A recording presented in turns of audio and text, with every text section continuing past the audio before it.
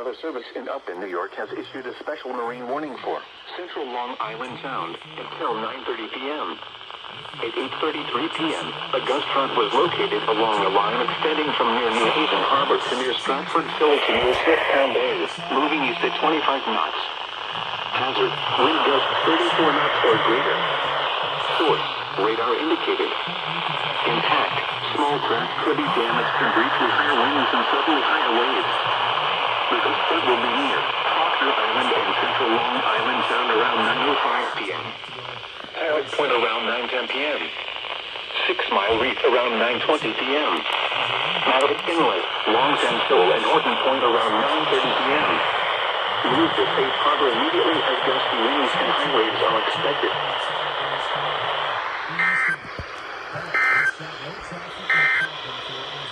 A special marine warning remains in effect until 8:45 p.m. For the following areas: Sandy Hook, New Jersey to Fire Island inlet, New York out 20 nautical miles at 8:02 p.m. Stronger thunderstorms was located.